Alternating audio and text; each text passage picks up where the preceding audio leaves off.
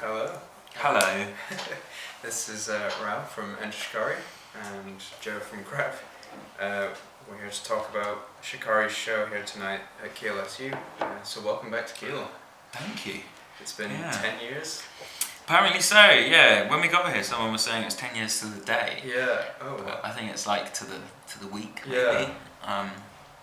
Yeah. I've been here a few times actually. I played here with my other band from years ago. Well, it's kind of a joke band. It's not really a real band, but we did one of those Ox Jam charity event things. Where I met a couple of some of my best friends that night actually. Okay. Yes. I got some good memories from this place. Glad to be back. Yeah. How do you feel your music has changed in that time? Because it was just Take to the Skies that was out. Yeah. Well, I think we've always been quite fidgety. We never wanted to make the same album again and again ad infinitum. It's just, I think I'm quite motivated and interested by different types of music, around the full musical spectrum. I was very lucky to grow up with lots of influences, my family all listened to different types of music, and my friends and our local scene was thriving, and so for me it's quite normal to therefore Switch create up, music that is similarly diverse. Yeah. So Spark, it's been just over a year now, hasn't it? Yeah. I wanted to ask, what 3 words would you choose to describe the album? Bold. Just because it was lyrically so different. Kind of minimal, maybe. The production techniques we were trying to think of, everything is just back to 4 instruments again, and everything having its own space. Like the Minesweep, our previous album, was incredibly thick texturally. Right. So it was all about concentrating on the tone and the timbre and making it a bit more simple. It was a bit of a relief to do. I think it was an album that I'd sort of wanted to make for a while, and it just felt like I was waiting for the right time, and the right sort of circumstance to bring it out under. In terms of my experiences and where we're at as a band, I don't think we could have. If we tried to bring an album out like the Spark before that, it just wouldn't have worked, I think. So once we finally did it and it felt right, and it felt honest and real, it was really. So you had to have those other albums out to make. Yeah, I think so. Yeah, it's just one big journey, man. Yeah. So what does the actual name of the album mean to you? Where did that come from? Is it like? It was named very late, as actually all our albums are. Usually, like as it's being mastered, we're like, okay, we really need to get an album title now. And the Spark and the Embers were 2 little.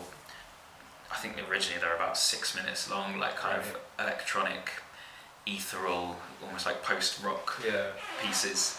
And I thought it'd be quite nice to bookend the album in that way. And so the Spark is it's supposed to be like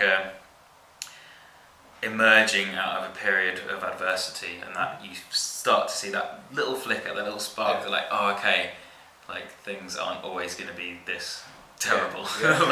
You sort of start to see the light at the end of the tunnel. Whatever cliche it is. I feel like it's a feeling that we've all either had or will have at some point. We all go through a sort of really shit year or something. So it's written on the verge of coming out of that. So as you've already alluded to, the Spark is a bit of a shift genre-wise from your other albums. Was that to make your music more accessible to a wider audience, or was that just experimental? No, it certainly wasn't like sitting down and making a plan. How can we make more accessible music? Like obviously I want as many people to be introduced and hopefully enjoy our music as possible. But I think it was just what naturally felt like what we were creating at that point, really. I think it was kind of our post-punk moment. Like I think we'd felt a bit kind of boxed in for a while, even though like all our albums are different and they're incredibly diverse. Like it felt like we really wanted to completely shed the sort of noisy band or whatever. I mean, punk and hardcore and metal will always be a huge influence on us, as it always has been. But there's always been a lot more. Well, I like to think there's always been a lot more to us than that. So, and I think with this album, because we'd done so much touring with Flash Flood and with Minesweep, and you know, I don't know how to say it, but a lot of tours that I didn't really enjoy, and you know, kind of like Warped tours where it was just, when you get to America and you play a lot of tours where the supports or the bands you're sharing stage with are often lovely people and we get on them great, but like utterly uninspiring musically and artistically, and that really sort of got to me. And so I was just fed up of like anything remotely metal or metalcore or whatever. To try something different. Yeah, so it felt like it was a reflection of that moment in the 80s where post-punk came about, and you know, bands like Joy Division and all that kind of gang were coming out, and it was like we can sort of still make music that's alternative and still DIY and still punk, but it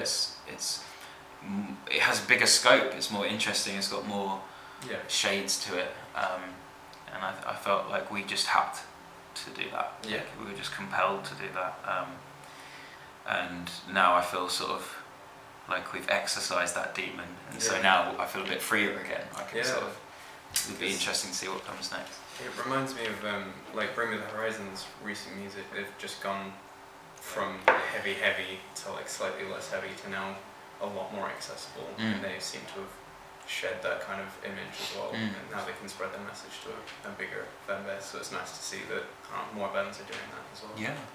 Is that the direction that you'd want to continue to go with for future records then, now that you've shed that weight?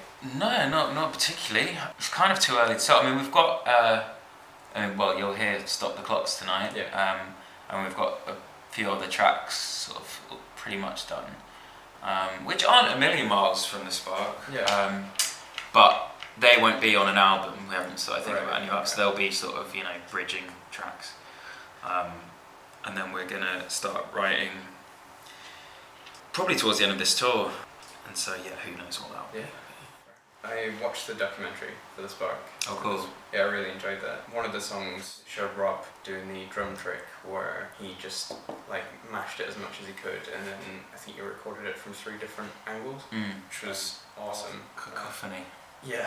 What is it about this album in particular that made you want to do that sort of behind the scenes, you know, in detail for each song? Well, we've done it. We did it for Flash Flood, and obviously with I did a lyric book where it's like all the lyrics and then essays for each album as well. And I feel like that level of detail is just something that I love, and I know, you know, there's only, I don't know what the percentage is, but there's only some sort of percentage of fans that will want that amount of detail and will give you their time to go into that.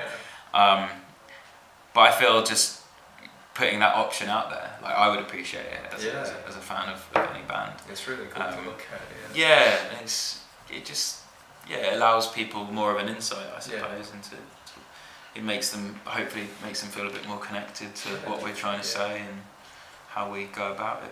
Because there's other bands like, I'm a huge System of a Down fan, and they have obviously a lot of lyrics that are quite confusing, and if they had like a behind the scenes kind of thing that explained what they were trying to get across, it could be cool. But, it's really a lot of fun as well. Like, and it's not, you know, a lot of times they're like, especially, you know, songs that are sort of 13 years old or something off our first album. Sometimes I forget what they're even like, what the frame of mind I wrote them in, and what, you know, what influenced them. So it's actually quite nice having that little bit of history ingrained, so I can always go back and show the kids that when I'm an old man, you know.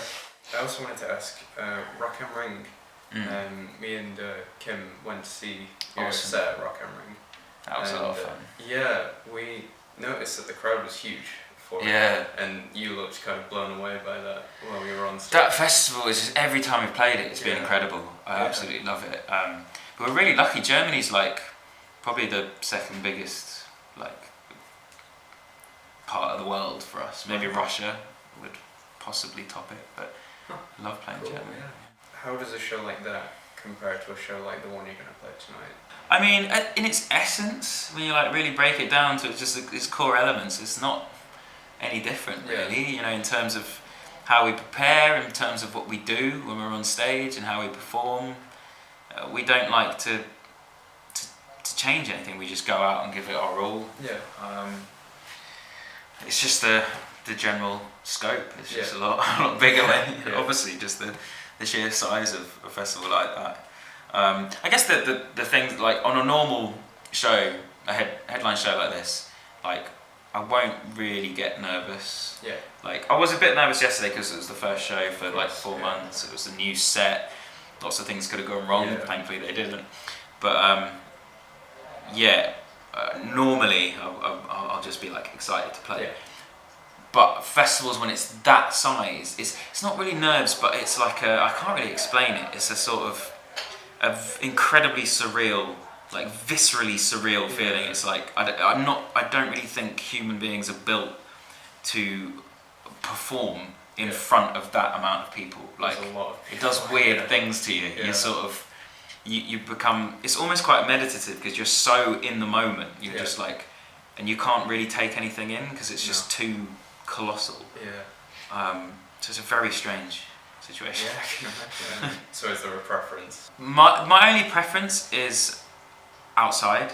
Right. If I can see the sky when we're playing, I feel a bit more sort of raw and like in touch with nature and the connection of the audience. And I'll play anywhere and I'll love playing anywhere. But there's something about playing within nature and being able to see the sky. Something weird there.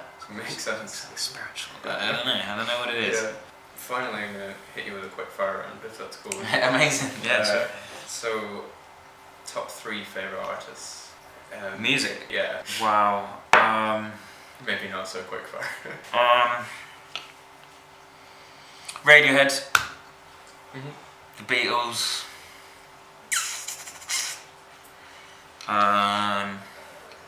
James Brown. That is a mix.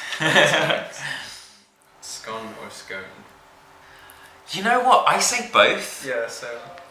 Yeah. And not even in like a contrived way that like if I'm with some people I'll say this way. I just sometimes I say it one way, sometimes I say it the other. I'm a confused human being. Like my mum's quite posh and like middle class, and my dad's like very much the opposite. Yeah. So like I don't really know what I am. And this was my most important question. What is your favourite type of hummus? Ooh. I know it's mean. I mean, caramelised onion. Caramelised onion. That is a good time. That is a good show. I like making my own. Well, sometimes I make the hummus, but if I'm being lazy, I'll just buy the hummus and then mix it with something. Yeah. Sweet chili hummus is a good time. I don't know. I mean, anything really. Yeah. Hummus is hummus. I'll take it. Yeah, that's everything. And this has been KRAP and Rou from Shikari. Wonderful.